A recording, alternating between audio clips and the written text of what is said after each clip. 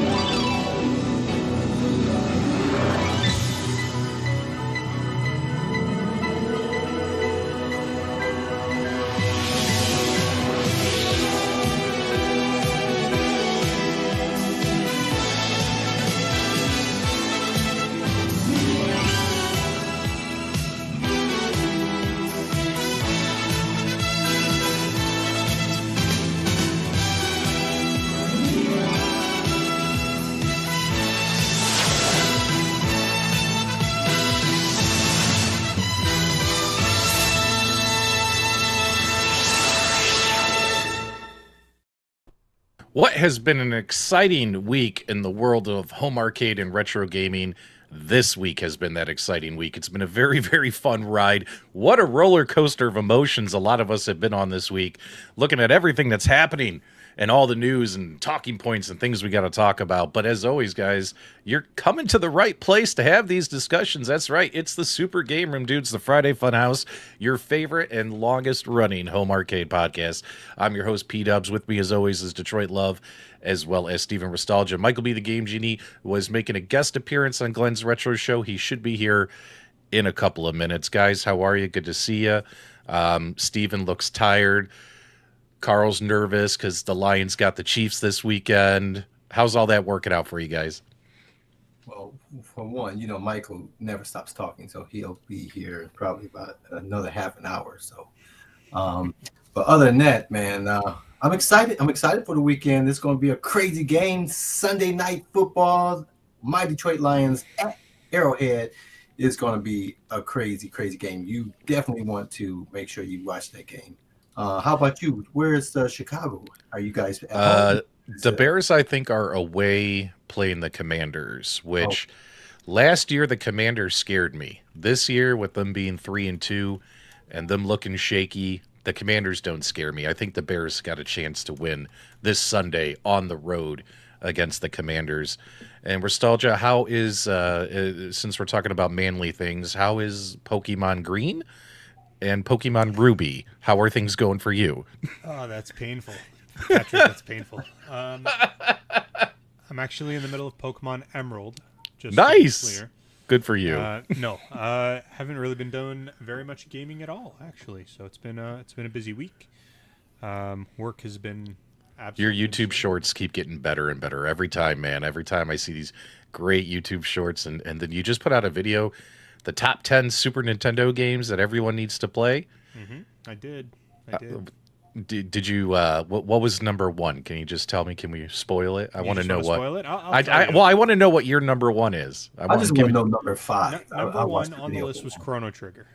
Chrono Trigger, number one. What about?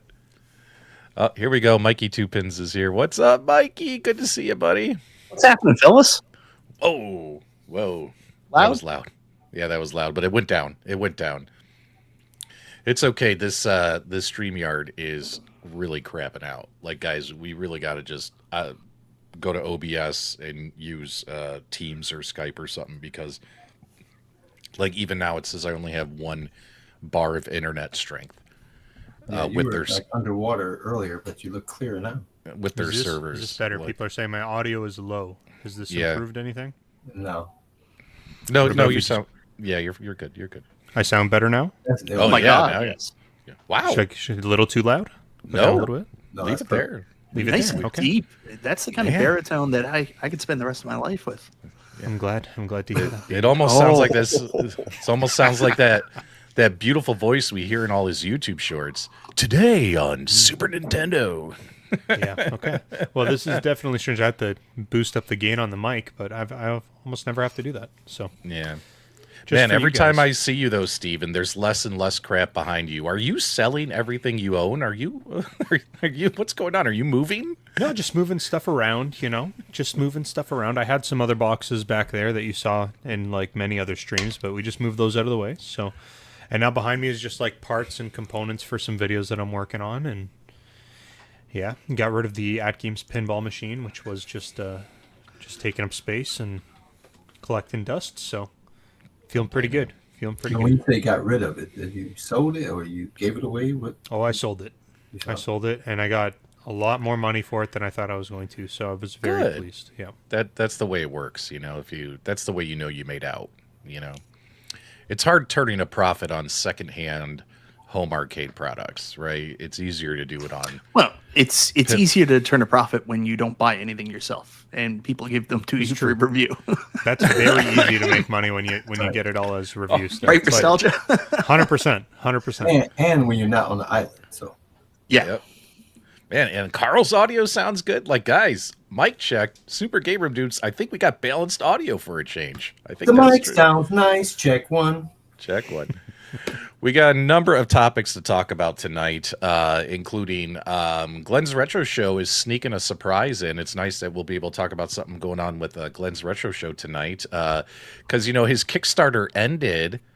And his Kickstarter ended, and his product's not shipping until March, right? His FU cabinet. So I'm like, what are we gonna talk about in between when it comes to Thunderstick Studios? And sure enough, he talking about 720, which we'll talk about. Well, we'll probably talk about Glen a second time today, because we're also going to be talking about Basic Fun, and it looks like the community may need Glen again there. Yeah, for sure. Yeah, help us, GRS. You're our only hope, right? When it comes to some of these things. And then It's a also Star Trek reference. I like it. Yep. Good job. Mike wants to talk about the Wonderland Pinball. Man, all these companies are flat packing everything. Pinball machines and countercades. It don't matter, guys. It's getting flat packed. Obviously, we got basic fun stuff to talk about, which I'm sure has been bleeding your guys' ears to death all week. But that's what we're here to do. What else, Mike, am I missing? Retro530 is back. So for you Yes. arcade one-up enthusiasts that are looking at your Yes. sad big buck hunters with the non-lit marquees, there's hope. There's hope. There's hope. Good to see Laramie and Retro530 come back. One of my favorite arcade one-up aftermarket modding companies. And recently caught up with Tyler a little bit on Facebook. Tyler runs Arcade Graphics, which they were probably one of the biggest sellers of artwork for arcade one-up modding cabinets, and they've been shut down for a while, on pause. And Tyler said he's hoping to come back this fall, winter as well, for those out there. Now, there are other companies you can get artwork from still, but it'll be nice to see Arcade Graphics come back, because they were usually pretty quick and did a lot of volume. You know what I mean? Yeah, and we also have a little bit of iconic arcade news came in late. Some new renders went out. Yep. And Dub said Yep. it was already confirmed, but I think this pretty much confirms Double Dragon is next, and confirms what it's going to look like too, which is what I'm excited about, because I heard it wasn't going to look like that. Yeah. Yeah. Galaga Guy says that Double Dragon Trilogy's on sale for $1.20 on Steam. So Have you do I played need it to- yet? Because I've do I- played it. Is it bad? It's not great. You can play the arcade games, but there's no track mode. And graphically, it doesn't look very nice. It's Great. worth $1.49, but it's not worth much more. Mike, are you sure those aren't the original graphics? No, I'm positive. I'm such a Double Dragon hater. I'm sorry. Oh, it's too funny. But hey, we all have our favorites. Oh man. I love seeing Carl's what's that Donkey Kong behind him? That baby blue Donkey Kong. It looks so nice. So Yeah, I would love to get a 3/4 scale Donkey Kong.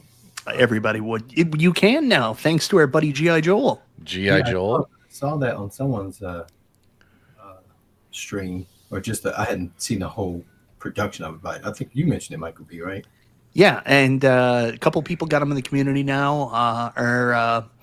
Our buddy James Hates Everything has one, and my arch nemesis Multi-Cape Matt has a play choice. So Multi-Kate Matt. I saw Gio was asking about the super chat goal. It's just to feel the love. You know, we will fawn all over you guys if we hit our super chat goal tonight. Also, on top of that, we put a poll in the live chat. Is Basic Fun basically done? Do us a favor, man. There are so many play on words you can do with Basic Fun. You know what I mean? Like, is it just basic, keeping it basic, basic junk, basic fun? You know what I mean? Like, I kind of feel bad for him because it's a name you can easily make incredible YouTube video titles with, right? But make sure you vote in the poll. Let us know. Yes, they botched this launch. It's over. No, everyone is just overreacting. And so maybe I put in there where I'll give them a second chance on a different product because, like, maybe you're not going to get this Wrestlefest, but you'll get a different product down the road. You'll give them a second chance. Or I just don't like 3/4 scale arcades. I put that up there as a fourth option for you. So there you guys go. Mike, you want to do us a favor? Can you do the shout outs real quick for everybody? for everybody, how about I shout out the people in the chat I like? And if I don't like you, don't expect to hear anything from me. So first up, I see my buddy Stock Jocks here. Atul Shiraviastazava. I think that's how you say it. I love it when Mike, let's put Mike up top. Mike, do the shout outs and do them proper. Atul is here, and you guys may remember the kind, loving, little happy soul we met a couple of years ago. That guy is gone. What a hater now. Like, he hates everything. He's so negative. Atul, I don't know what's going on, but buddy, eat a Snickers. You're not you when you're hungry. Anyways, we got Jason Little Alien here, Crank It, Mike, Hawk, Hertz, Nostalgia's in the house, obviously carrying the show like only he can do. Fret Burner's here. Back. Leo's here. Who else we got here? Fat Hog 13. We've also got Giovanni Sean. Good to see you, Gio. It's been a while. JJ. Sean Nesbitt, my old buddy Sean, good to see you. Chris Langs is here. He is mad about Game Pass. I saw that on Twitter there the other day, Langs. 720 Eric, we're going to be talking about 720, so you picked a perfect night to come. Alfred Burger's Rock and Wrestling. That's a wonderful name, Alfred Burger. I love it. I love it. Yeah. John Fritz may or may not be here. Who else we got here? Unchained Faster. 81. Come on. Unchained does it. I don't give a shit how B-Dubs does it. This is the Michael B show. I'm going to do it like Michael B does it. So anyways, Unchained is here, but he wants B-Kong to know he's trying to message him. Jim the Pacers fan. Who else we got? Ghost Rider. Wagner's Tech Talk. Our old buddy Wagner. Good to see you, my man. Hope things are getting better. He recently got laid off from the chocolate factory, but we're hoping that he can find some new work soon. MSU Rich is here. Evan Fain. Who else do we got here? Oh my God, my mouse is so stupid. Jay Everyday Meatball friggin' Saucy is here. Drunk driving. Who else we got? Pumpkin Spice MG. Seasonal MG is here, and he is my absolute favorite person in the community. There's nobody nicer, kinder, and more thoughtful than MG. He's also complete, if you didn't know. JJ is here, and so is J-Rod, Legacy 4L, Sir Sega. Michael must be having a ship break. No, I was on Glen show, dude. Nick's Arcade, Jeremy K, Fist of Love, Retro Lab Rat, Bush and Ryu Cat wanted to see some jazz hands earlier. There he is. David Deming, JJ. Who else we got? Let's go. If I forgot anybody, obviously I have huge problems with you. Stock Jocks here. Who else we got? All right, guys. Well, I can't say Israel Gaming, Retro Tech X. All right, guys. James Hates Everything. Mike Hawk Hurts. Let's get the show started. Yeah! Oh, yeah! All right, man. So we got a lot to talk about tonight.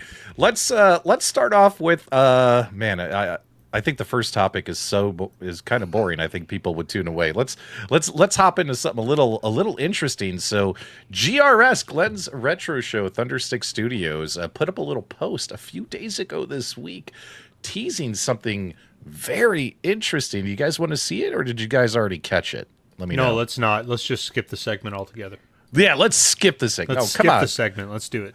All right, so taking a peek here. He put up this post, and don't worry, I'll zoom in on a picture for you guys here in a second. He goes, "Hi everyone, GRS and Thunderstick T-Sticks have been working on a 720 controller to go with our other arcade controllers. We would like, if anyone has good photos, details on size of the controller, or even better, if you have a non-used one, to send us. We'd be happy to send a GRS 720 production when production begins. So 720, guys, a 720 controller. Mike, thoughts? Is this something that guys in the chat, is this something you want from Glen's Retro Show? Like maybe as a modular swappable control panel on his FU cabinets, or even maybe something he would sell separately, kind of like the Ikari Warriors joysticks. Go ahead, Mike.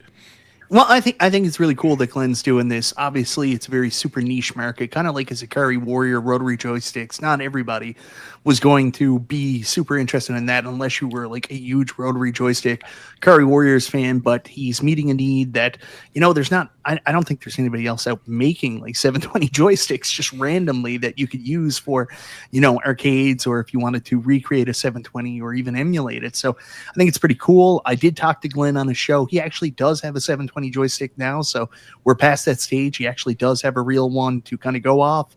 And I think this is pretty exciting. So if you have a 720 and you want to mod it or restore it, Glen's got an option there. And just like all of Glen's products, it'll work with literally anything. So good on Glen for doing it. And if anybody from Arcade One Up or Basic Fun or any other company eventually makes a 720 and we're unhappy with the controls, we know we'll have a good replacement.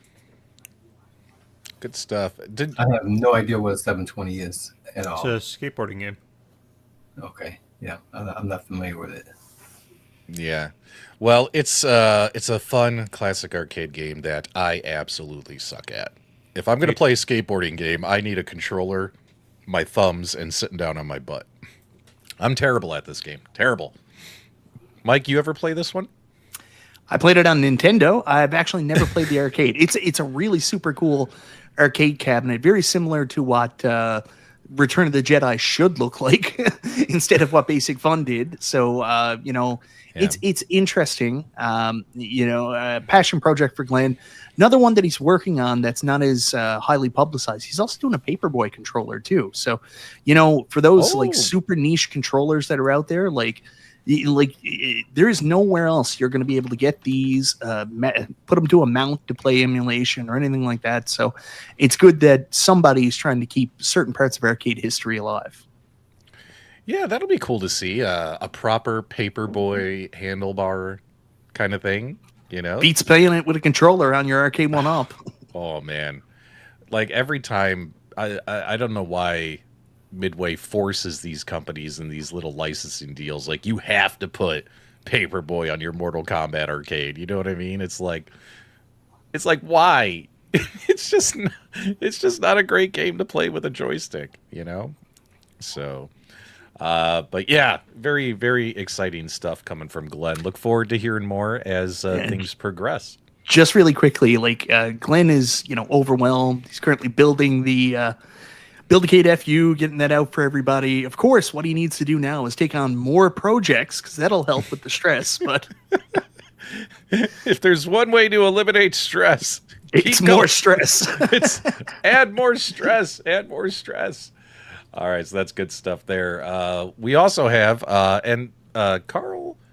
Carl, did you back the Wonderland Pinball, or did you? Yeah, you backed it, but then you dropped out. I backed out of the backing of the Wonderland. I'm getting a deck of cards at some point in time.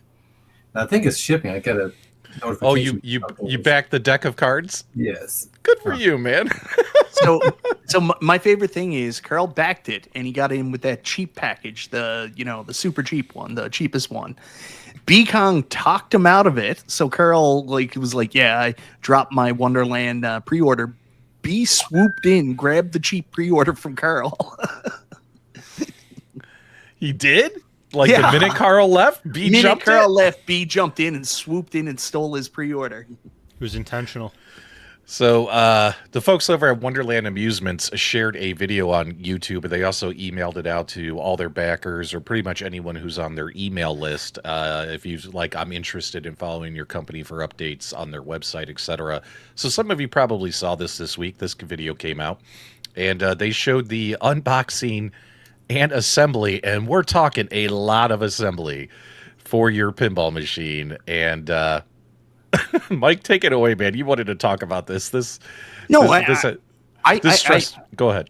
I agree with you. I think it's great that they're doing this. I think this is a smart idea. More companies need to do this. In fact, one positive thing I'll say about Basic Fun is they released a bunch of videos today. They actually released a video of somebody putting together the Centipede Countercade. I like stuff like that. I think that's shows you the quality of the product, shows you like what the build process is like and stuff like that. So I give them credit. I think this is a really good idea. They're doing it. But at the same time, when people thought this was going to be like flat packed or sent out like this, I don't think anybody expected it was going to be this extensive a build.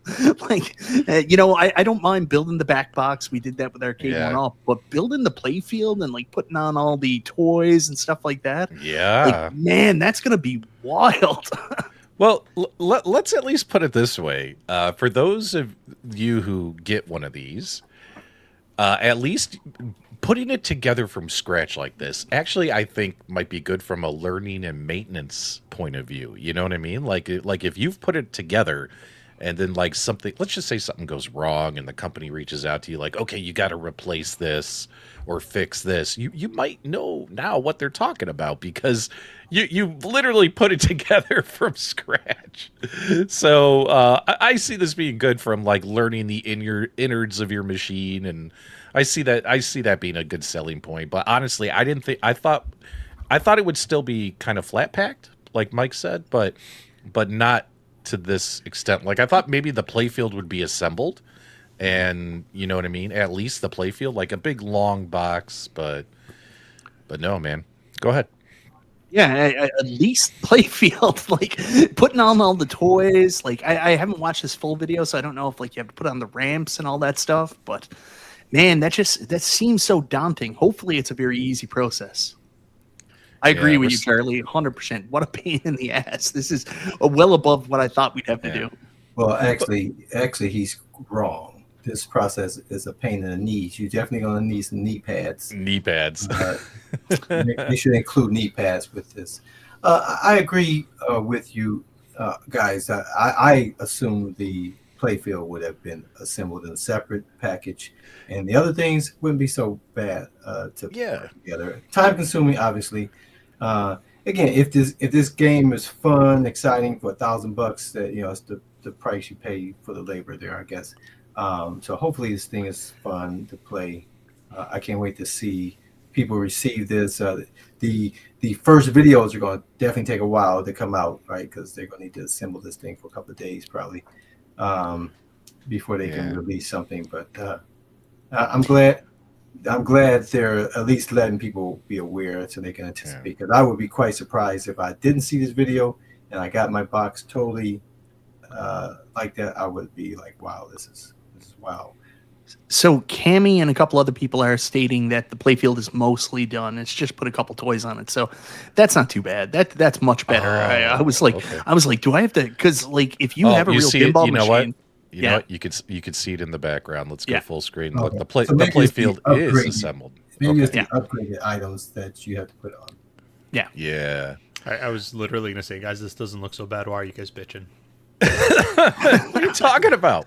The whole time you guys are like, this is going to be so painful. It's going to be, I'm like, nostalgia. You guys are putting in like 6 screws. Shut up. Here's what people like. This is what we see usually from like real pinball machines. They come, you put the legs on, you have to fold up the back box, and you got to screw in the back box, but then you're good. You're ready to play.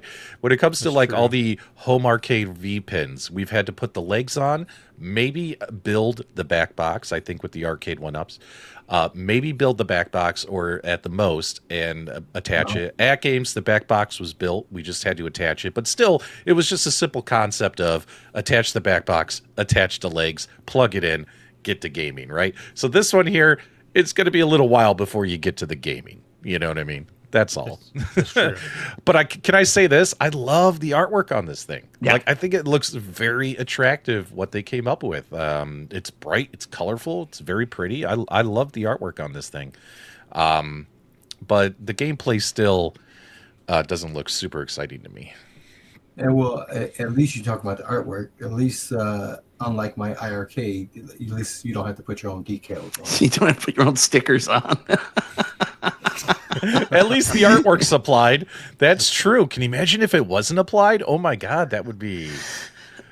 Oh, that would be. I must say, I hate putting on that, but my IRK, the everything went on well, and it's survived and looks great, fantastic today, with no bubbles or nothing. So, but theirs is really thick.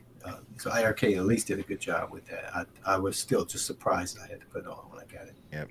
So I'm just kind of skipping through here because it's obviously we don't want to do the entire 20-minute video. Love the vacuum. Busting that comes out the with vacuum. it. That comes with it. That's packed. Oh, in the vacuum box. comes with it. Yeah. Shop vac in the box. You get a free shop vac in the box. Get a shop vac in the box just in case. Clean off your plexi cover. Slide that in. First thing I would do is take that and have a matching piece of glass. Yeah, Cut. I know. I why would take they that did it. plexi to the glass place and say, "Can you get me a piece of glass exactly this thin, like this?" You know what I mean? Like I would replace that. The only thing I don't like, obviously, is the plexi. I mean, if Games can send out glass with theirs, I don't know how difficult it would be, but you got to remember the wasn't flat packed, baby. Yeah, that's true. But You can't flat pack glass. But I will say, like, if they're using the same plexiglass that they used for Arcade 1-Up when they built the Arcade 1-Up pinballs, that plexi was the shits. Like, I had two machines where I had, like, striations. I don't even know if that's the right term for it on the glass. So, hopefully they at least, give... Yeah, I think you're going to have to go get glass to go into it. I think that's going to be a must. There's high-quality plexi you can buy that looks as clear as glass. No nostalgia. Part of pinball is having that ball jump up and hit that glass and go bang. You gotta have glass. And that's not going to be a super major. Most towns have a glass company in town that you could take that thing. That would be a day one thing. Matter of fact, while I was assembling, I would have that over at a glass shop. Everyone's spending $1,000 on a pinball machine that they're saying is a great value, and then spending $6,000 to soup it up, so that way it is a real machine. Good job. Well, it leaves a lot of room. Like I said, if the gameplay is there, it'll be well worth $1,000 even with the symbol. So, I'm looking forward to having people who actually purchased it, hearing what they think about it. Can't wait. Mike, go ahead and take over the show. I'm having some connectivity issues here. I'm going to hop back in. Okay. So anyways, Wonderland Pinball, I like what Jerry and the team are doing. I think they're doing a pretty good job of marketing. See Biggie D here in the chat. He's going to Pinball Expo next week. They're going to be showing it off. So hopefully people get a chance to play some of the more finished units. It's definitely going to be better than their booth last year with just a box. So looking forward to getting some more recent returns. I think B has done a pretty good job of covering it when he's been by it. I know he's backed it, but you've also got to consider there's different viewpoints. B's like a big real pinball guy. So I'm interested to get opinions from people that aren't as hardcore with, like, owning 3 machines, playing this thing, and see what they think from a hobbyist level. So it'd be interesting to get some feedback from, random people that are going to Pinball Expo. I don't know. Are you getting a little bit of FOMO for not backing it? Anybody? I kind of am a little bit. Like, I feel like I'm missing out a little bit, even though I got 2 Stern pinball machines. No. Yeah, I definitely wish I would have just went ahead and kept it. Matter of fact, I don't even remember why. And like Nostalgia, I can't say I never played this cabinet. I put my Switch on it and play it. I never play the Games product itself, but I like the size. I like the cabinet. It's sitting right next to my computer, which I was supposed to put VPX on. I'm just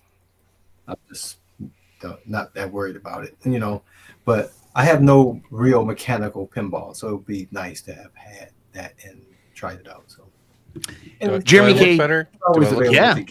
Do I look clearer? Do I look 100%. better? Yeah. All right. Sorry about that, guys. You got a little shadow with your hat. Oh yeah, a little shadow. But yeah, I definitely are eager to hear, because again, this is a product that will be available. It's not like Shiloh where you're going to just create this certain number and that's it. So, if they Yeah, turn so- out great, you still have an opportunity to buy one. So that's Couple comments I want to talk about. Unchained is here in the chat. He says he has reverse FOMO. Well, you just bought a Star Wars pinball, man. Like, not the home edition one either. So of course you're going to have reverse FOMO. Jeremy K says, I wish I backed it now. It will be available in retail or direct to order, however it works, but it is going to be a little expensive. That's the shitty thing, right? Well, And expensive as any other pinball machine. So well, yeah, it still won't be that, but the retail version will probably be, somewhere between $1,200 and $1,500 US. Good stuff. Good stuff. So moving on from there, guys, Iconic Arcade. So I'm trying to understand, these are official images or are these leaked images? No, they're official images that Iconic put out.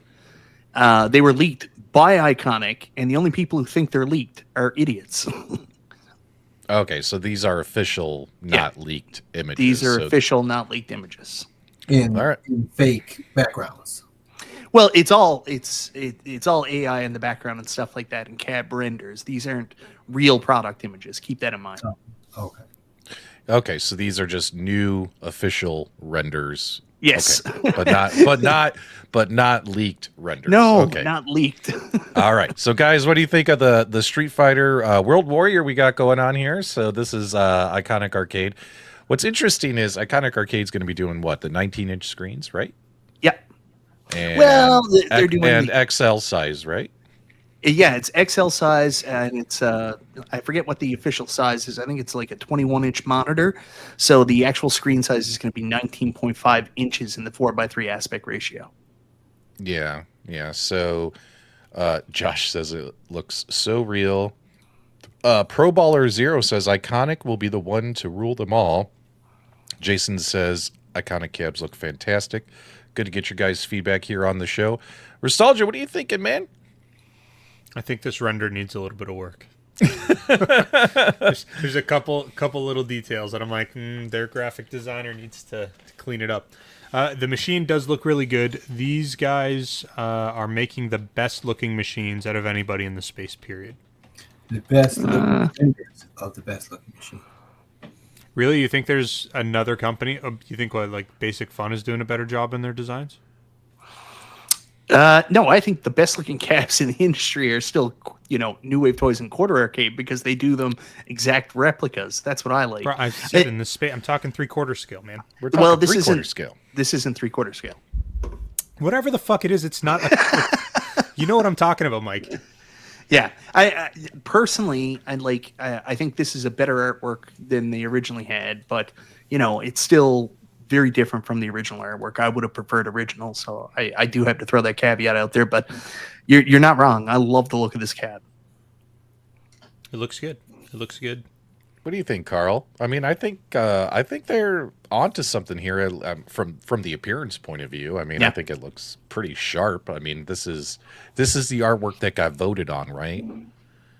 Well, the rendering of it looks fantastic. I don't know what the end product's going to look, so I had to hold my enthusiasm until I see an actual product. But from what I'm looking at here, this would look pretty nice in a game room. Yeah. Mike, everyone's telling you this isn't desk shit. hey.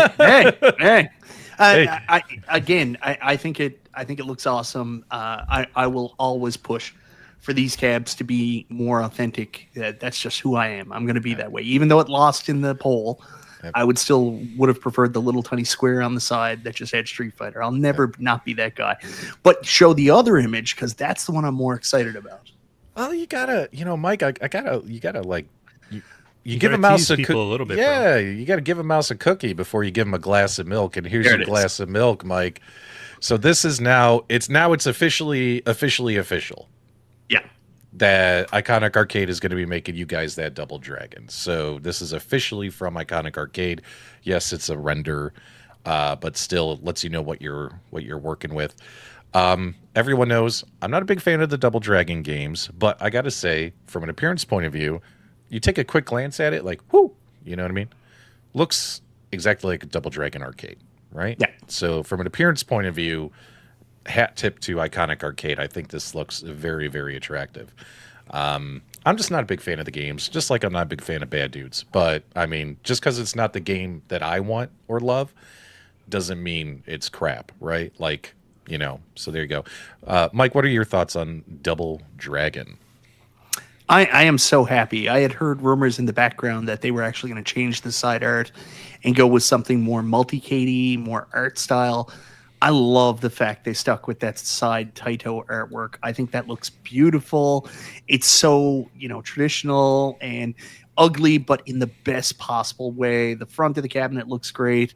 I am so happy with this. I knew it was going to be 6 buttons because obviously this works kind of like an iArcade where you can add additional games. But, you know, from what I hear from John D is the top 3 buttons are going to be black. They're going to blend into the control panels. So it looks pretty authentic to me, man. Like I would put this one in terms of looks and the overall presentation based on what I like in home arcade and the recreation aspect. I would put this one above Street Fighter. For me, this is probably number 1 right now on my most desired replication arcades, whatever you want to call them, 3/4 scale, home arcade, whatever.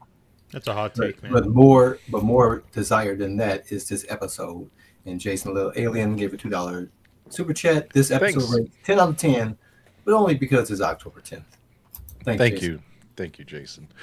Carl, are you going to be putting your iArcade Double Dragon up for sale and putting this in the arcade? And if Mrs. Detroit Love says she probably won't notice because you're swapping, right? Yeah, if I swap, she wouldn't notice. So she wouldn't notice, would she? She wouldn't notice at all. She doesn't even come down here, but when she does, she's always looking for what's new. You know, but yeah, the rendering looks really nice. You know, Mike was talking about liking it to be authentic. These days in the home arcade, we're just happy for anybody to be releasing something, and so if we can get some products out there and made available to the market, I think no matter what it looks like, I'd rather see something than nothing.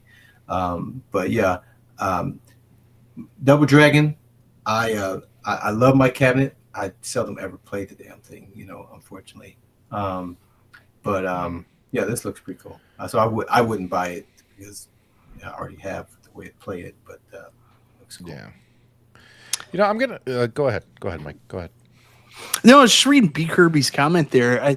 It's wild. I've heard so many people say you shouldn't complain about all this stuff anyways. You can just mod it or all this stuff this week. And I'm like, what fucking world am I living in? Where aren't we allowed to complain? Like, we're human beings. We're allowed to complain. We're allowed not to buy things we don't like. And if you have a problem with that, that's fine. We're adults. We can have different opinions. First off, I love you, B. Kirby. Yeah. Speak for yourself. We are not all adults here. So that's 1. 2, no, you aren't allowed to complain. And you're also not allowed to speak about anything you don't own. So shut it. It's fair reception. So let's pull this up, guys. And I want to get your feedback on this comment because this is probably one of the best comments I've seen talking about this particular arcade machine. When it comes to the arcade recreation category, I'm not talking about the multi-cade category. I'm talking about for years when it comes to 3/4 scale to /XL. It's all, unless it's a 1-to-1 replica, it's in the 3/4 scale category in my opinion. Is Zero Redux correct? Is this what we've wanted these home arcade machines to look like ever since 6 years ago when we were getting the shark fin arcades? I think he's got a fair enough point. Like, if you think about it, because like Basic Fun got issues with Wrestlefest, washed out marquees, control panel issues, artwork. You know, it's like this looks amazing. Like a Double Dragon arcade. Yeah. Like, and guys, everyone knows John D and I aren't like friends. We're acquaintances, but we're not like buds. And everyone knows I don't like Double Dragon. It's one of my least favorite arcade games of all time. But to me, this looks like what people who actually want the replicas in their home, this looks like what they want. Am I right or wrong? And right. Is Zero right or wrong? I'm agreeing with Zero. I think this is what people have been wanting. And Iconic Arcade, at least from an appearance point of view, is giving people what they want versus companies that are just doing some mass market, you know, here it is, take it. Go ahead. B, I don't know which hand you're shitting in now, but like it's our bitching that got this, so I'm happy to keep bitching. Zero redo. If you don't buy both of these to support this guy, so he can make more, Mike, you're a giant hypocrite. That's pretty much what's being said. Nostalgia, when was the last time you bought anything? I didn't buy anything. Why do I need to? You see, that's where I bring value. I'm so famous. Guys, so we've been on the same team all night, guys. We got 200 plus in the chat. We got 20,000 in the arena. Octane Arcades! You know, we got $5 super chat, Zero, because I'm buzzed, and P-Dubs gave me a shout. I actually think you're onto something, Zero. I actually think you're onto something. And Meatball Saucy agrees as well. Like, I think if Arcade 1-Up was doing this on day one, imagine this was your day one Arcade 1-Up. The traditional shapes, the XL size. Like, where do you think Arcade 1-Up would be today? In the exact same place. Wouldn't have made You think so? Yeah. Blitz would have torched them anyways. What you're telling me. I have 100% confirmed the reason that Arcade 1-Up's in the state it is, it has nothing to do with their mistakes and everything to do with their success. They sold too many POs to retailers back in 2022, flooded the market, and then they couldn't sell anything else. That's what happened. That's what killed Arcade 1-Up. Nothing else.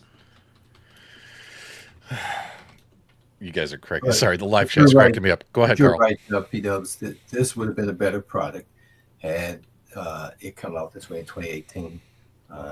I would have had a much better, again, I hadn't gotten rid of anything, but I had to mod the crap out of my two original games, Galaga and Super Street Fighter. I'm sorry. So yeah, this would have been a much better product.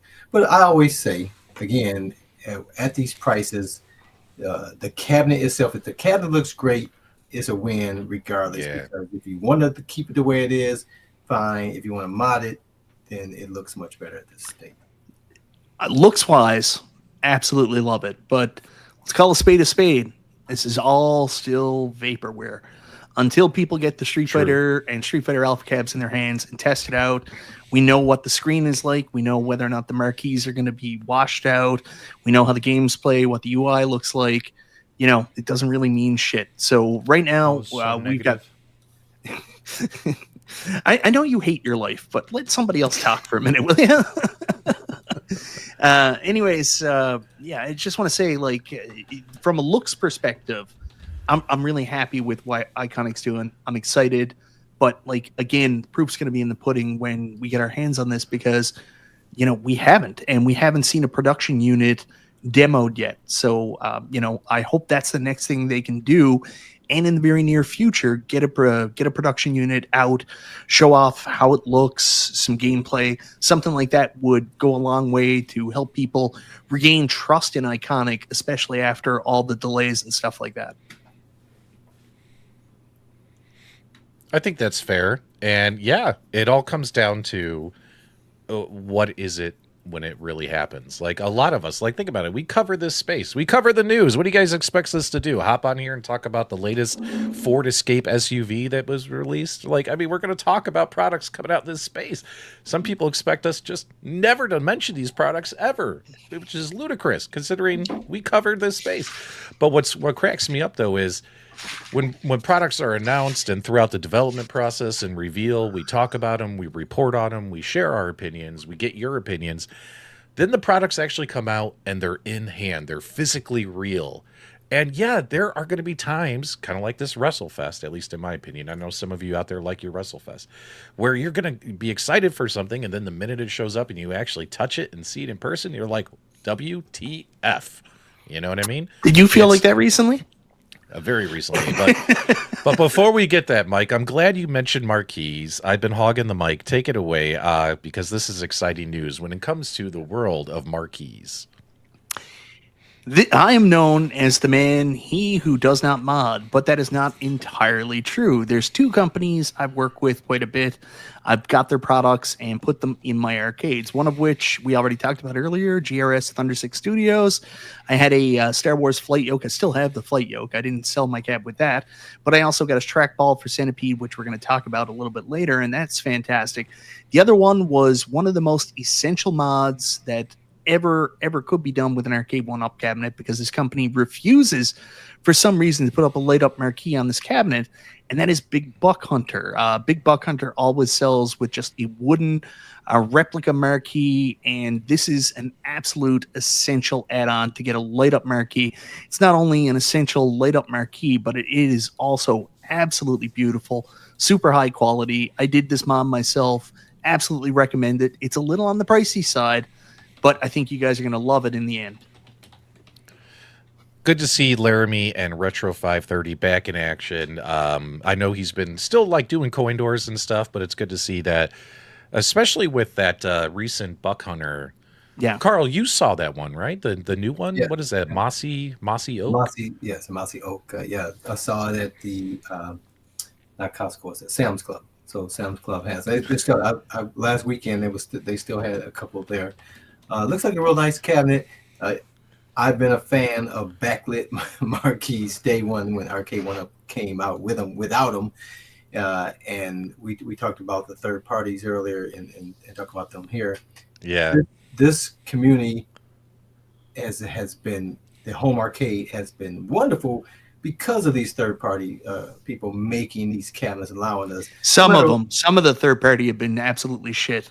Oh yeah, I mean we started from ground zero, right? And we went through a lot of vendors, but like I said, I have always been thankful that this market hasn't gone away, even though these companies have gone away. Because when you get a cabinet, and not everyone's going to have a room full of these cabinets. They're usually going to have a couple of them, and to be able to get it the way you like it, make it feel the best way, the way you can appreciate it in your home, is essential. And whatever that cost is, whether you're adding GRS's things to it to make it better, or adding a backlit marquee higher, it's essential. It's essential to have that cabinet look. And for me, the coin door on it is the final touch to these cabinets. It's nothing like it, and the cost is irrelevant. Once you've made that first initial product purchase, these little things are not that bad, even though they could get pricey. Very cool, Carl. Very cool. And guys, you could choose your color antlers. You could get red or you can get tan, whichever one works for you. But yeah, if you want to get this on here, super excited to see Laramie's back.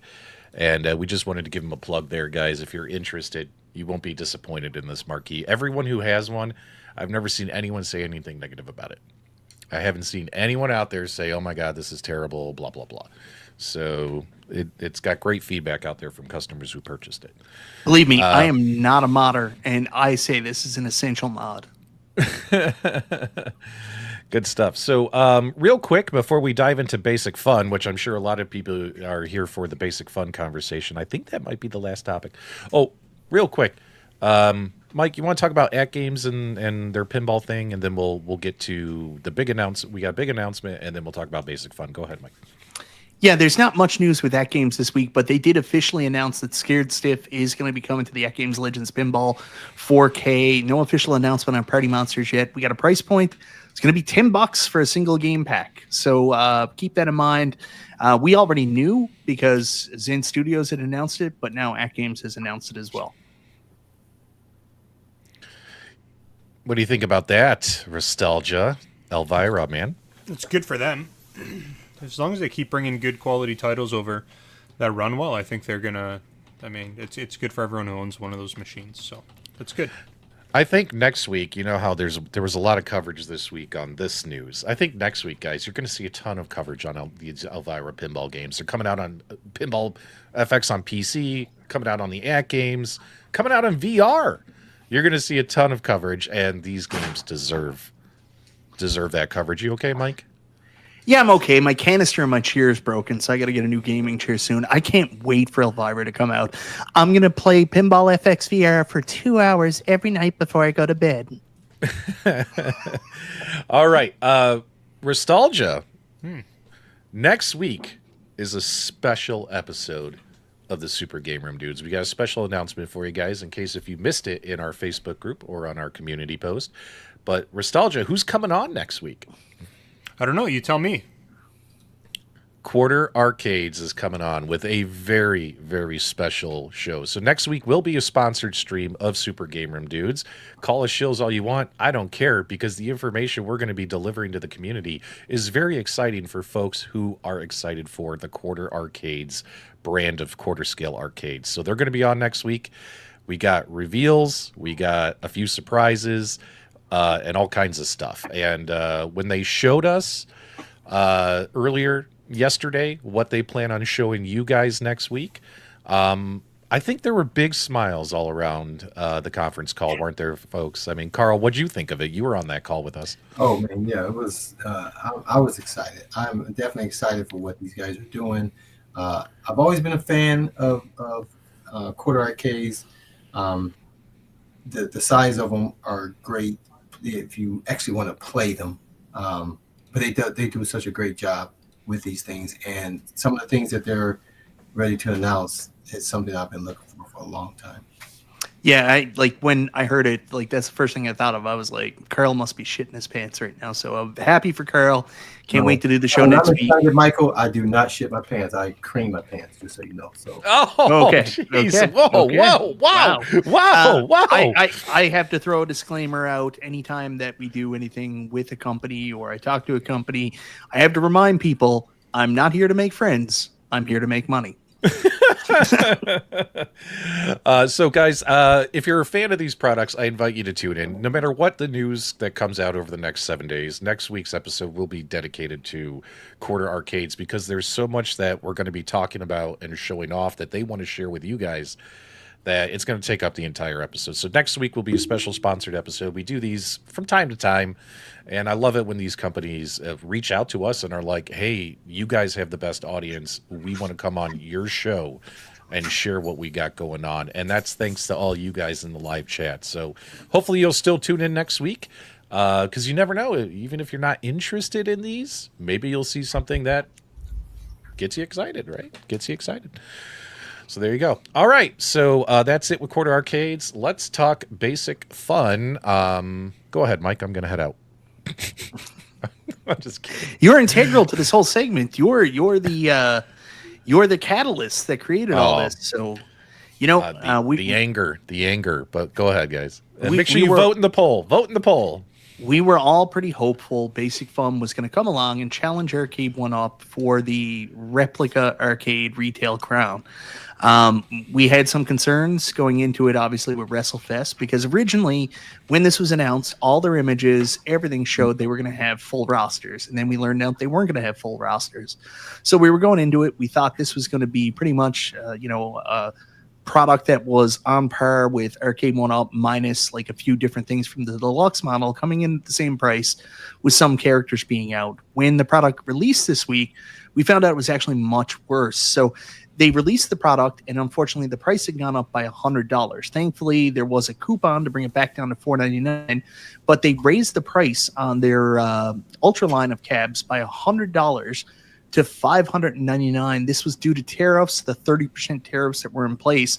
So the cabs are actually coming in $100 more expensive, but thankfully they did have the coupon there off the hop. Again, if you take a look at the cabinet, it's built almost exactly like an Arcade 1-Up. Same components, same parts, which is not a surprise. We expected it. Only difference is the cam lock system. What was really disappointing is they made some really big mistakes that should have been rookie things to handle, especially since they had Think Up employees working there that had lived through some of this stuff. One of which being the fact there is no deck protector, and they don't use a rub-resistant deck on it. It's just the same artwork deck, kind of like Arcade 1-Up in Wave 1 when they had all the problems. So that is really concerning. Then finding out about the rosters, we knew 3 people were going to be gone from the game. We were hoping there were going to be replacements. The replacements didn't work very well. They had to cut some stuff out, and there were some glitchy issues because of that. So overall, not the best launch with the price increase, and then doubling down on the launch not being great with some of the issues. It was a rough go for Basic Fun, absolutely. Yeah, Carl, were you able to catch any of the coverage this week or see any of the reviews? This is the first time I saw this. Whose game room was this? Do we know? This is Kelsel's Arcade. Okay.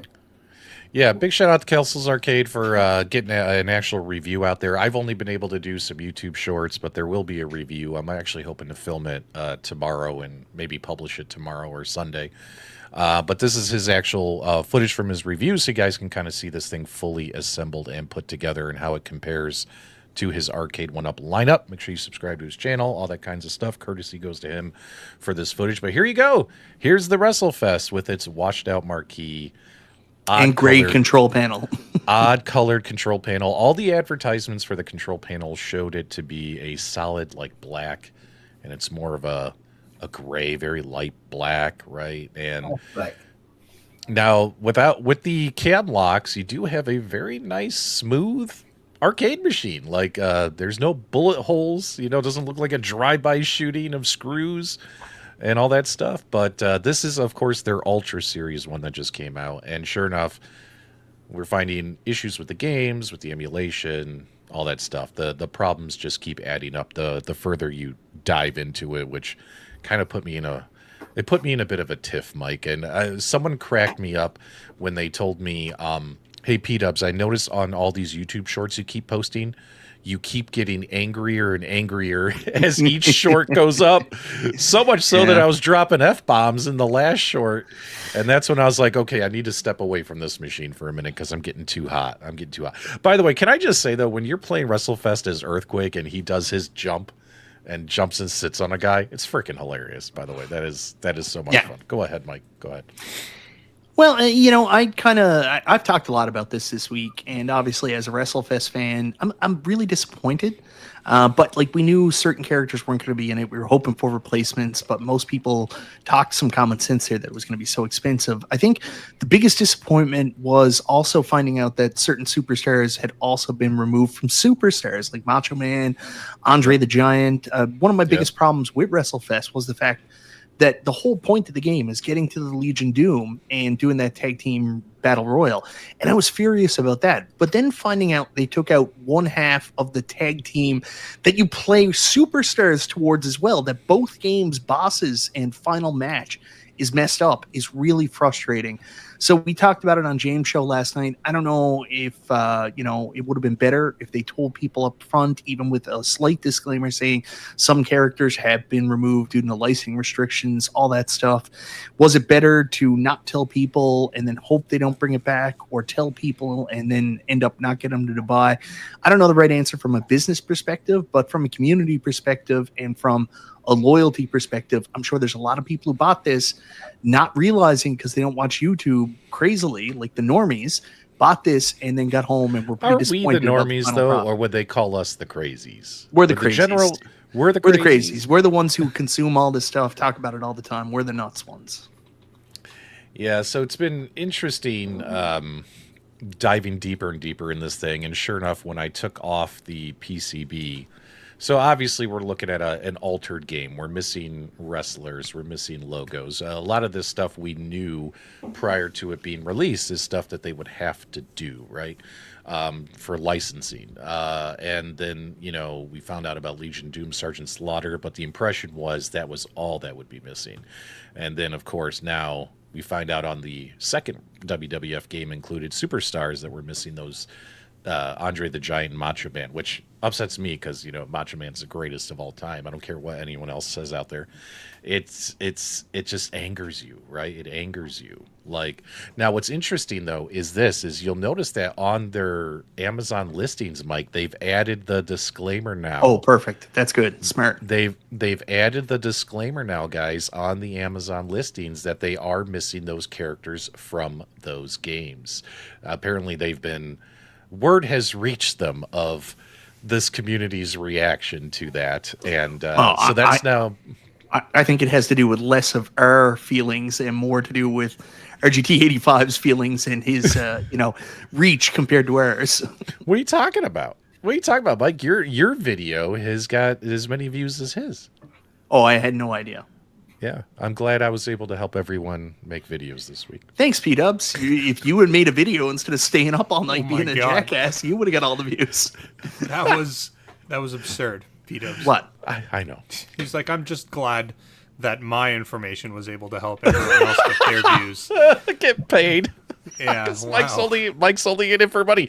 Oh god, we're having a good time here. All right, so but yeah, they've added that to the listings now. I pull up my Amazon link, but it's got all my personal info. Well, I actually will give them credit for that. I appreciate that because when we got mad at Arcade 1-Up because they put those terrible TN monitors in, they refused to update their listings and tell people there were shitty TN monitors. Yeah.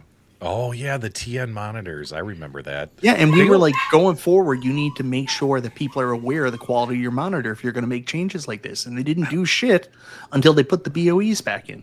How many Arcade 1-Ups got released with that TN monitor? Maybe 2 or 3? No, it was Pac-Mania. It was Mortal Kombat 30th Anniversary. It was also the Dig Dug and Centipede. And yeah, I think that's it. Dig Dug, Centipede, Mortal Kombat 30th. Dig Dug, Centipede, Mortal Kombat 30th, Pac-Mania. I think that's it. I'm not 100% sure. But getting back on topic here with this regarding missing characters, I mean, is that something new to this community? I mean, the basketball, what is it? It's NBA jams, right? We were missing players. This is different, Carl. Sample size is so low. Like with NBA Jam, like you're missing, what is it? Like 20 of 400 characters. NFL Blitz, you're missing, 100 out of like 3,000 Superstars and WrestleFest. Like it's a different style game where you're missing characters and like the final bosses are gone. It's like making it to the end of Super Mario Brothers and they're like, yeah, we just couldn't get Bowser. So there's no final boss. Yeah, but we can't recognize when you're talking about real people, that's what complicates any of those games. You have to track these people down to be able to get approval. Usually their spouses or people, descendants, or don't even care if those people aren't alive. About the game and making the game authentic. They can care less. So it's a difficult thing. I think we had someone on the show at one point in time over these years that talked about that difficulty of getting those things done when it's a real living person that you're dealing with in a game. Yeah, and someone mentioned, I did the mod on it. I can't believe I forgot this. There were TN monitors in the NBA Jam Shaq XL, in the Golden Tee XL, Joust, and someone else mentioned another one that I almost forgot. $4.99 says, "Hey guys, what's the super chat goal for?" Also, great show. Well, that's a special surprise. If we hit that super chat goal, because of you guys helping us get there, showing us the love, we are going to show you the love if we hit our goal. But we'll see if that happens. I don't know. I'm not feeling a lot of love right now. I'm feeling anger as we talk more and more about Basic Fun. Carl is right. What's interesting is, although this is not something new, but Carl's right. When you're trying to license these old-ass sports games that have celebrities, wrestlers, professional athletes, it is so impossible to get through that licensing. Like, I can imagine what a nightmare that could have been. But the question is, though, is if you have to make too many concessions, should you still release it, right? And I'd love to hear your opinion on that, Ristalgia. Considering the amount of concessions they've had to make, we're talking the end bosses for both games gone, replaced with just a random character from the existing lineup. Like, should they have kept going? Like with NFL Blitz, I could kind of see them saying, hey guys, the NFL concussion syndrome, they don't want late hits. It is what it is. And although everyone bitched about it, a lot of people still bought it. I mean, but still, like, what about this? Like, this gets tough. I want to hear your thoughts on this. Just because you could, does it mean you should? Dr. Malcolm, Jurassic Park. Before you do that, this ties right into what your response is going to be. B. Kirby, $10 super chat. Thank you. Says none of these companies should put out cabs that have real people because this will always happen. It sucks. Thanks so much, B. Kirby. Greatly appreciate the super chat. Go ahead, Ristalgia. What thoughts? I'm still not quite sure what the actual question is in all of everything that you just said there.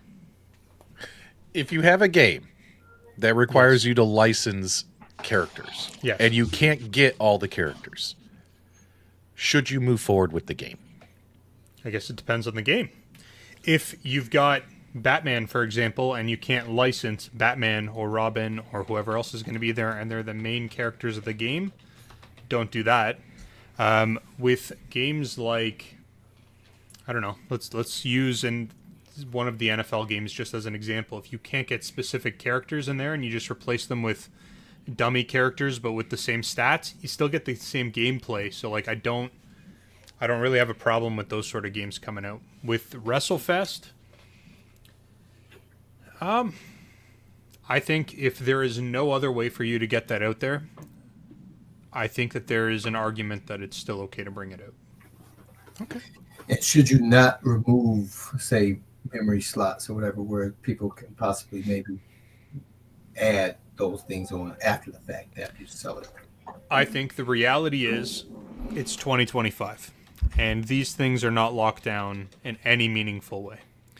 And there is a massive community out there, and if somebody cares enough, they'll spend some time with the board. They'll pull all the data off of it. They'll change the ROM. They'll upload it, and it'll become a thing. We've seen that done in other arcade one-up machines and other machines in general. So realistically, I don't think it's that big of a deal. I think. Go ahead, finish. I was going to say, I just think it's important that whatever company is doing this, that they're transparent. If they try to sneak this past somebody, it's a problem. If they're upfront, honest, saying, hey, we got this license, we got this game, where we've had to remove XYZ, and it's very obvious, and they've made it very clear to people pre-purchase, then I think it's totally fine. But I was just going to say, and to echo what you're saying there, for some people, some of these cabinets are like my Donkey Kong. It's like, I want to have this Wrestlefest. I want to be able to play this game exactly the way it was, yada, yada, yada. Those people are going to do exactly what you're saying, Soldier. They're going to put a PC in there. They're going to put an Xbox in there. They're going to do whatever it takes now that they have the physical cabinet available to look the way they want it. They're going to change out the graphics if they wanted to. You know what I mean? Those diehard people that absolutely want to have that, and they want that to exist in their cabinet because for whatever reason, nostalgic values of it. Those people are unique people, and the money is no object, right? They're going to keep hacking at it until they get it to where they want it. For the average person, I don't think the average person that's going to play these games for a few seconds, if they walk by a Costco or a Sam's Club and that thing was sitting there, I don't think that person is going to be like, oh my God, such and such player is not in there. They're going to be excited that they get to play Wrestlefest, in their home. So we can't lose sight of that, but it's both sides of the coin. Both sides are real, both sides exist, and no product, no matter what it is going to satisfy all those different elements that it takes to. Yeah, you guys are bang on. You've got to remember that not everybody is comfortable with modding, going out buying extra artwork. Not everybody just wants to play it on a multicade. There's all kinds of people that just want to buy something and have it there. So for those people that wanted WrestleFest, this is probably the only time it's going to come out. So you get your option there. You're either okay with the stuff that's not there, and you still buy it, or you don't, and you're probably never going to get a WrestleFest from one of these companies. That's the truth. Mm-hmm. So one thing that we definitely want to get out there, some good information here, is as I opened up the Basic Fun PCB, you'll notice that on the exterior case of the PCB, just like Arcade 1-Up, it has a symbol on it where the memory card slot would go, right? So we assume, of course, that, hey, it's got a memory card slot, right? But actually, when you open it up and look at the PCB, you will notice that it has been removed. Now, those or of never populated in the first place. Right. So what's interesting, of course, guys, is if you got some soldering skills, you might be able to get one on here. That's not necessarily true. You sure? Yeah, so with these boards, and you may be able to just dump one on and solder it in place, but just because it has a spot for it doesn't necessarily mean that the traces underneath of the top layer actually connect to the main CPU. Right. So when we could trial it, but there's no guarantee it'll work. So when we sent this over to Team Encoder to take a look at, that obviously made according to Team Encoder, soft modding these even more of a challenge. Now there is still micro USB port, which they probably use to flash these things. So they're going to obviously get their hands on one of these and take a look-see and see if there's anything they can do from a soft modding point of view. If not, like Iron Man once said, we're back in hardware mode, boys, and people are going to have to be doing the hardware mods, right? So Buy Stuff Arcades actually has already got an Android box that they're working on with obviously their LCD HDMI adapter, where Buy Stuff Arcades will do an Android box with just 3-button arcade games. And that could be a fun little mod for these WrestleFest arcade machines. Don't worry, guys. It's cheap. It's only going to be $250. Well, that's the thing, right? Like, that's the thing is, what stinks about this is if you do end up modding, you're starting at $550, right? Like, do you guys remember when the MVSX came out? And there were a couple YouTubers who were like, hey, guys, I got my MVSX. I can mod it. And they found the HDMI board and they threw a Pi in it or whatever. And it worked. It was the same mod as the ETA Prime and Arcade One Up and all that. But a lot of us were like, we're going to do the High-Low X hack. It's a software mod. All we're buying is a USB stick, a USB flash drive, right? So I think that's the preferred and cheaper way to go, right? But, when it comes to those kind of mods, those take a while to come out. It's not like Team Encoder is going to release that tomorrow, even if they do manage to figure out how to do it on these particular... No, they're going to make sure it's done well because it's Team Encoder. Right. So I think if you're antsy and you got it, you want to mod it, but now you're starting at that 550, right? And then I think, then it's just going to add up depending on how far you want to go. What am I going to put in it? Parts. Go ahead. Yeah. I'm still considering this, not the Ultra, but the Supreme, because, again, WrestleFest is one of those games always wanted. So I'm looking at it. If I want to do it and do it right, I'm hoping what happens is there's just a soft mod. That's my goal. If it comes to Canada, the Supreme, and there's a soft mod, I will get it. But otherwise, like to do a hardware mod, and then if I'm going to be picky, get new side art, probably buy new control deck art. If the control deck is messed up, have to get a replacement marquee. I mean, you're in big money if you want to mod it. You know what I mean? And any time that you're talking about like soldering into the mix, if you're talking about like actually manually adding a chip or some sort of a reader to a board, it's dead in the water. Completely dead in the water in terms of... Well, I was talking to Mystery Encoder too, and he didn't say that the SD card being gone really was that big a deal because most of their mods don't involve the SD card slot at all, from what I read and what I understood. Well, I'm not sure. What I'm saying is if it's a requirement, then it's dead in the water for the average consumer. It can be done, but it'd be... Mike, do you follow some of the like the mods that were done on the these things, whatever these guys are called, the little Game & Watch Nintendo handhelds? I don't have it right beside me, but yeah. I know what you're talking about. The Mario and the Zelda one that came out. Those people wanted to mod them because like they're perfect little portable handheld, and you could run a bunch of NES games or Game & Watch games on them. But the only way to do it was to actually modify it with hardware. You'd actually have to solder different points, remove resistors, and bypass some of the chips in order to inject the games into the memory. And once you start getting into stuff like that, it's not attainable for the average person. People get scared. Even if it's a simple solder job, people get scared they're going to damage their board. Rightly so, because if you don't know what you're doing, even for something simple, you can damage your board. So stuff like that becomes like a point of contention for a lot of people. So. I love. No, I did want to. We can go back to Hazo, but I did want to read Wagner's comment here. At that point, just slap some skins and an FU with the Viper Venom, or play the real game, or a Pi Cab.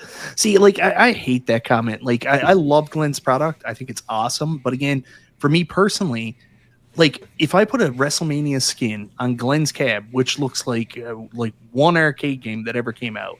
Like, to me, that's just ugly. That's like just, I got to sleep with someone. I'll just sleep with somebody from the bar. It doesn't matter what she looks like. I'm still getting the same experience, right? Yep. Hazo gave us a 5, man. Hold on. Change got to change these scopes out. $2 super chat. Always a big thanks for the weekly show, guys. Well, guys, it is official. We have hit 5 super chats. We've hit our super chat goal. So it's only fitting that since you guys showed us the love of super chats. Before you get to that, we don't want to miss, because it was a $5. That's where you were coming in. Because it's $5 Canadian, so that's $3.57. Mr. Hector, thank you for the super chat. More pups equals more super chats. And thank you so much. Thank you for those. If that's true, I've got another dog I can bring into the chat just to drive up those super chats. Well, just to make sure, let's go ahead and get the comments off the screen, because this is a special moment for all of us. There's only one member of the Super Game Room dudes that can show the love back to the audience. Let's go ahead and get that off the screen here so we can see Restalgia's handsome mug. And that is Restalgia. Restalgia, do us a favor. Since the audience has shown love to us, go ahead and return the love and tell the audience how much we love them. Oh, that music threw me off. Guys, from the bottom of my heart, I gotta tell you, we love you to the moon and back, moon and back, moon and back, because you fund our addictions. You guys give us all of the awesome super chats, and quite frankly, Mike has told me privately, if we didn't get the super chats, it wouldn't even be worthwhile. So thank you guys for continuing to financially support us and lift us out of poverty. We love you. Thank you, Restalgia. That was worth every penny, in my opinion. Guys, we are feeling the love here tonight on Super Game Room Dudes. We all love the Wrestlefest, right? No. The Wrestlefest is troublesome. Now, I got to ask P-Dubs, did you see one in person? Because I actually didn't watch your video. He has one, yeah. Oh, you actually have one. Okay. Yeah, I have one. It's in the room over there. So the screen tearing... Do you want me to go get it? Yeah, go bring it in. May as well bring it in. Let's do this. Let's do the in-depth. You want me to get all red-faced, hot breath, and sweaty? Let's do it. Why not? Regular. No. Why not? We got all night. Let's do this, baby. It's all like right. We don't have all night. I got an expiration date. I can't be here with you assholes all night. Yeah. All right. Well, what were you saying? Go ahead. I was just curious, like if you've seen one in person, and yeah, like, I have it. You were talking about screen tearing, and yes, yeah. So, there's artifacting on the screen, and there's some like ripples and stuff, especially when you're moving from the left side of the ring to the right in the Wrestlefest game. Now, I did not see that with Superstars, or the dodgeball game. No, I'm sorry, not dodgeball game. The flying game. The flying game. What's funny is I still haven't played the other 2 games on the cabinet. There's another like wrestling game, and then there's the dodgeball. I haven't even played those yet. I checked out that flying game. What is that called, Mike? Acrobatic dogfight. Yeah, God, I hate that game. Like I don't like it at all. But anyway, go ahead. What were you saying, Restalgia? Well, I would be curious to know if the artifacting and the screen tearing is due to poor emulation. Yep. Like if it's poorly optimized, or if something else is going on. Because the chipset in there should be more than sufficient to run WrestleFest. It's not that challenging of a game to run. Go ahead, Mike. They had to literally chop stuff out of the game, just like take it out. So I don't think it's so much an issue of poor emulation, so much as I think that the ROM was messed up when they chopped the stuff out to get the game out there to take out all the licensed shit they couldn't use. Does anyone have any context on as to like who they used or how they chopped that shit out of the ROM? No. So it's interesting. Mystery Encoder mentioned who actually did the emulation. Yeah, he knows. I can't remember their names. When you know how sometimes on the splash screen it might have the name of the developer or someone who's working on it, like Code Mystics. When you fire up an arcade one up that Code Mystics worked on, it'll say Code Mystics on that quick splash screen. It doesn't say that. It just says Basic Fun. It says Arc Systems Works, and courtesy of like WWE or something like that. But that's it. It doesn't actually tell you anything about anyone else who worked on the machine on the opening splash screen. Hopefully that makes sense. That's rough. If what they've done is actually butchered the ROM itself and there's no solution to that, that kind of sucks. So it sounds like they should probably rebrand this the FU WrestleFest. That's too funny. Yeah, I will say again, As much as this sucks, I credit them for getting the message that people were pissed about the changes. I'm glad they put that in the pre-order listing. I think that's a good move. I also don't think it was their intention to do this. I mean, everything they did, they were full bore that they were going to do this with all the characters. And I think they hit a point of no return where they were pot committed. They had to go through with it once they found out they weren't going to be able to put the other characters in. So they just found the quickest and simplest fix they could. So, I mean, it sucks. It's not exactly what we wanted. Not a great start for Basic Fun, but I think it was out of their control. The stuff that was under their control that they 100% should have fixed was the issue with the deck art and the marquee being shitty. These are rookie mistakes. Again, people that think up, that worked at Arcade 1-Up should have knew the difference and handled. So this is another probably ignorant question, but how do we know that the artwork, like the vinyl that's used, is the vinyl that is not going to last over time? Ask P-Dubs. Yeah, how can you identify that? Are you talking about the rub resistant, scratch resistant artwork? Yeah. Like what if? Oh,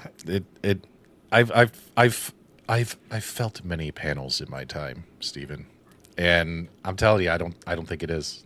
I don't think it is. Get some rubbing alcohol, and just go right, like lift up one of the buttons and go underneath one of the edges of the button, see if it comes off. I've already damaged the corner of the control panel for the viewers, and now you want me to pour alcohol over my thing? Come on now. Yeah, 99% isopropyl. No. That'll do the trick. A control panel overlay would have been nice to be included on this. T-Dubs, if you make a good video out of that, the ad revenue from that's going to pay for another machine anyway. So the thing that's still the unknown quantity. I destroyed my arcade for whatever. Deal the sticker. You know what I mean? Research purposes, R&D. The unknown quantity is what's the quality of the Centipede cab. We've got a lot of early returns on Wrestlefest. Yeah. We know that the deck is going to be the same. There's no deck protector. We'll wait to see with the marquee if it's better. Traditionally with Arcade 1-Up, dark color marquees always look super washed out. Maybe Centipede will look better. So that's what I want to know now. That's the good thing about doing multiple cabs at the same time. Maybe this one will be better. We hope that it doesn't have the same issues with the ROM. Like, I don't think they had to take anything out of any Atari games, so nothing's chopped up there. So hopefully that's better, and hopefully they keep getting better. I did find out from the Brick, for Canadian fans that are wondering, we are still getting Wrestlefest and Centipede this month here in Canada. Return of the Jedi, I think, is going to follow suit, same as the US. I don't think we're going to get Return of the Jedi till next month, fellas, so keep an eye out for that. Yeah. P-Dubs, another thing you could try just to check the durability of that machine. This may sound a little outlandish, but just hear me out. A little bit of lighter fluid, just a little bit on a cotton pad, rub it all over the control panel, light it on fire. If the thing goes up in flames, you know it wasn't built well. If it only lights up a little and then puts itself out, nostalgia, you know it's a money shot. No, what's interesting too, another thing is, scratch or rub resistant artwork on control panels, like the stuff I've gotten from Sabos and from Buy Stuff Arcades and what was it called? It was like 1-Up Arcade or something, who did like the Dragon's Lair one that I showed off in the video. Those are very durable, and when you're assembling stuff and you're banging stuff around, you don't see scratches, right? Like Nostalgia, I'm talking like this control panel barely touched or scraped against the edge of the side panel during assembly. Artwork started peeling up from the side, scratch marks on it. I don't think that's usually the sign of a scratch resistant artwork. Does that make sense? It does. What's the next version, like the higher up model? Supreme. Like it's called the Supreme.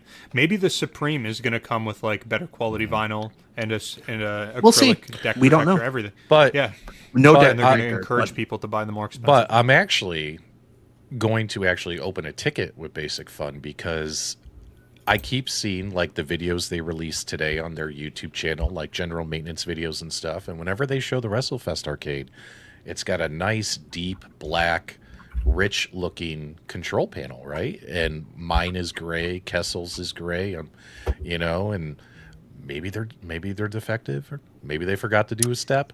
You know what I mean? Like, Well, maybe something's going on there. We'll have to find out. I talked to somebody that does like artwork for companies and also like recreation artwork and stuff like that today, and they were like, that artwork is supposed to be black. Like the actual print from the original arcade is black. So it's probably not Basic Fun's fault, but it is, because it looks like whoever manufactured it, did the art and stuff like that, screwed them, and just did a bad job. It's not supposed to be gray at all. All right, let me grab something here real quick. Go ahead. Yeah, the centipede's interesting. Guys, did any of you get any of the centipedes, or have you seen any videos or anything? I mean, people are still receiving their machines, so I was going to ask, like, has there been any feedback on that? Like, how can you mess up centipede, right? Like, that should be an easy one. Didn't they already mess up centipede with the screen orientation? No, I think so. I that's why I'm not buying it. Wait, I thought it was vertical, wasn't it? No, it's a horizontal screen. It's a horizontal screen. On the 3/4 scale? Mm-hmm. Yeah.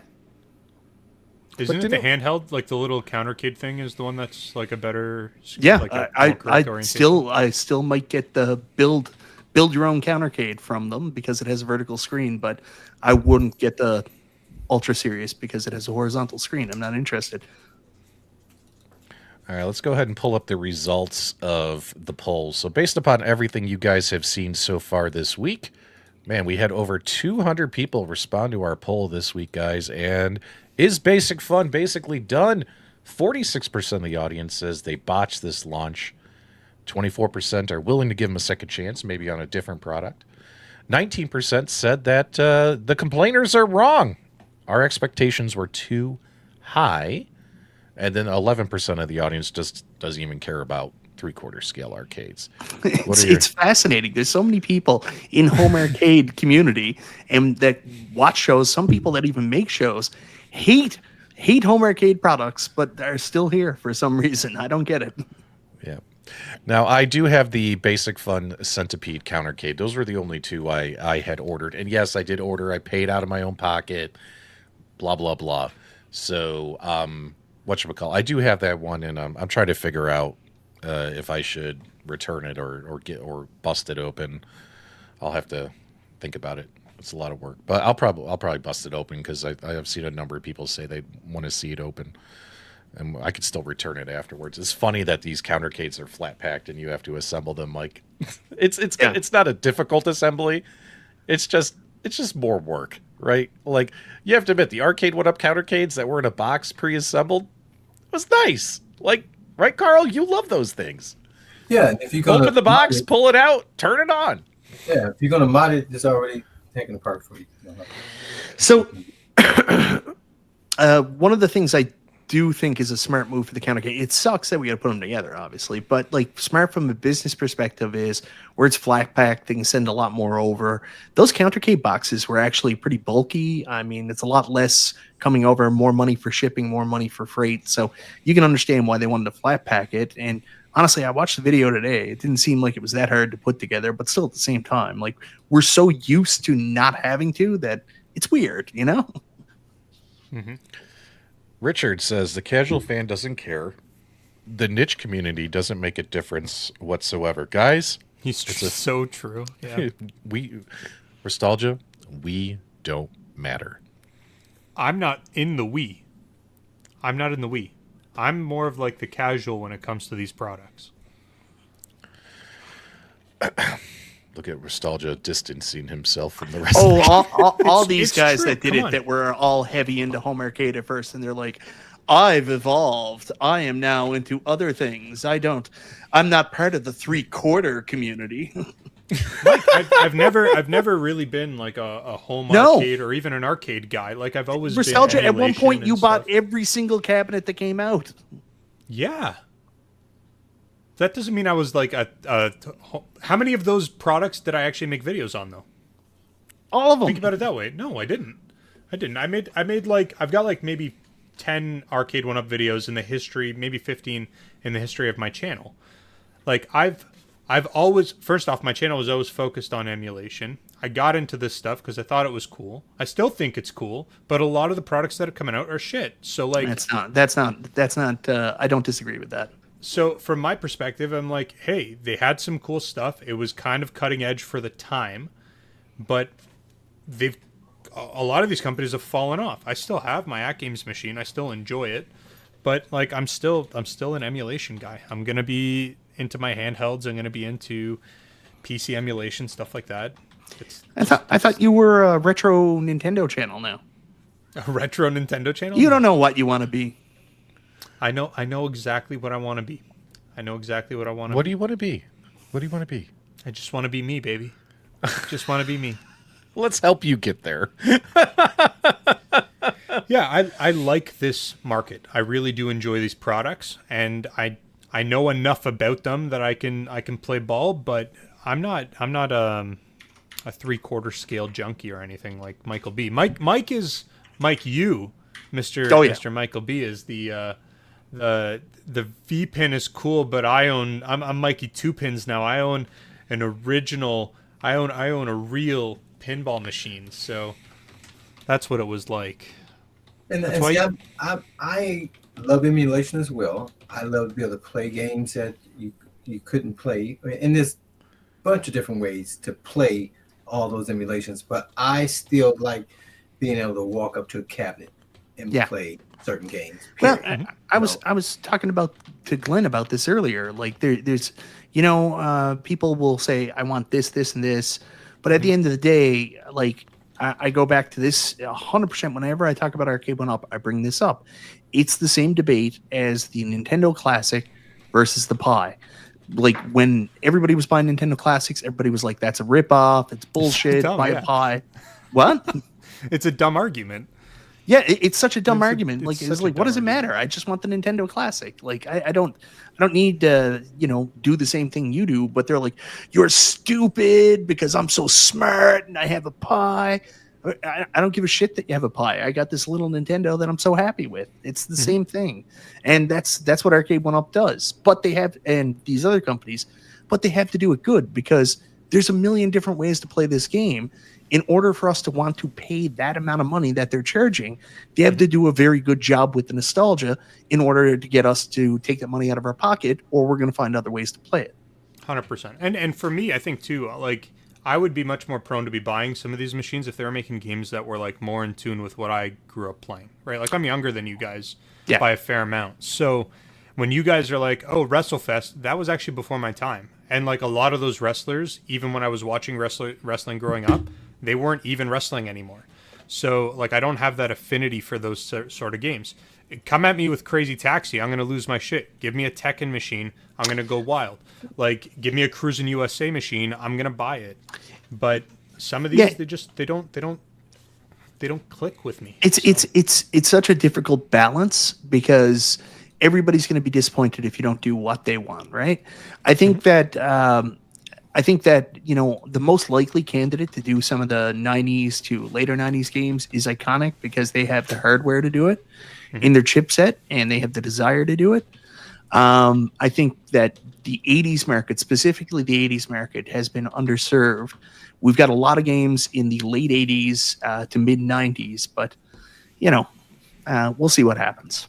And I would go a step further. I don't understand people who have home arcades that don't at least have one coin door in it. Because to me, arcade, if you're not putting a quarter into it, to me that's part of the experience. So even if I had a real Donkey Kong, I wouldn't fucking put it in free play.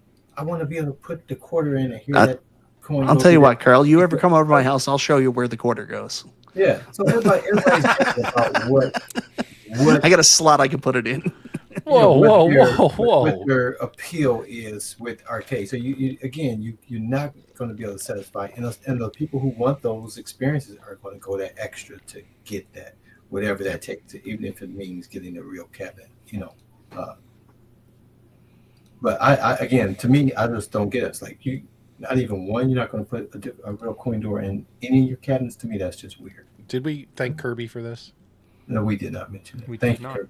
Massive thank you. Massive membership. 20. Yeah. So, Carl, I got a funny story for you now. Do you know why the GRS Build-A-Cade FU wasn't sold here in Canada? Why is that? Because of the fucking real coin door. Because where it had the real coin door in it, it actually hit our tariff situation, and it was I think it was a 30% tariff, wasn't it? Because it had a real coin door. No, Any it was, commercial gaming machine with a coin door. That's why. Yeah. Well, It's- if you Canadians would get on board with the Americans, you can pretend that these fucking tariffs don't really matter and they're not impacting our economy. Well, that's the cool thing about this. Like, you guys have the $100 price hike with Basic Fun because of the tariffs. We're not going to have that because we don't have those tariffs in Canada, so we get them cheaper.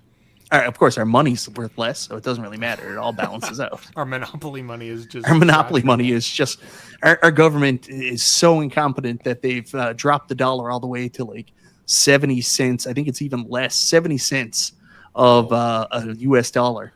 Whoa. It's 0.71. Mike, I think it's only appropriate that you read this comment from your arch nemesis. Everybody thinks it's somebody else, and they're wrong. It's Multi-Cade Matt. Multi-Cade Matt is my number one enemy on YouTube. In the grand scheme of things, Basic Fun swung the bat, so you have to at least give it to them for trying. Hopefully they can make adjustments and thrive. Michael B is the worst, and I hate his face. Whoa! Whoa, settle down, Multi-Cade Matt. The guy's crazy. Wagner's Tech Talk. Good to see John Wagner visiting the show again. Haven't seen you in a while, buddy. Welcome back. These are bought for the nostalgic factor. When you rewrite the ROMs, you're not playing it the way you remember. D-Love has a good point about the coin door. That is part of the nostalgia. Also, there you guys go. Thanks so much. All right, well, guys, I think we're good. By the way, there's a new, if you guys are into VR, there's a new course that just got released. This Fairyland Haunted Amusement Park course that just came out on Walkabout Golf. I played it last night, and it was awesome. It was really, really cool. One of the best courses they've ever done visually, as well as it's an easier course to play, especially for beginners. You'll have everyone. I think everyone scored between 10 under and 20 under par last night. That's how easy of a course it is. And it was fun. You know what I mean? Or maybe our golf group, maybe we've just gotten really good at this. Maybe we've just gotten really good. But everyone crushed it. As I do with my golf game now. So But I think that's enough for tonight, guys. Remember, next week, a big sponsored episode, Quarter Arcades, big interview. You don't want to miss it. Carl, whenever you're ready, send these people on their way. Have a great weekend, everybody. I was just going to pause because Mike always has something to add right at the last second. No. Before we go, go ahead. Whoa, hold on. Hey, guys. Thank you for tuning in to the Super Game Room Dudes, man. We appreciate you. We love you. Thank you for the super chats. Whoever you're rooting for this week in football or baseball, go your team, man. We appreciate you. Love you. Until next time, we'll see you on the web.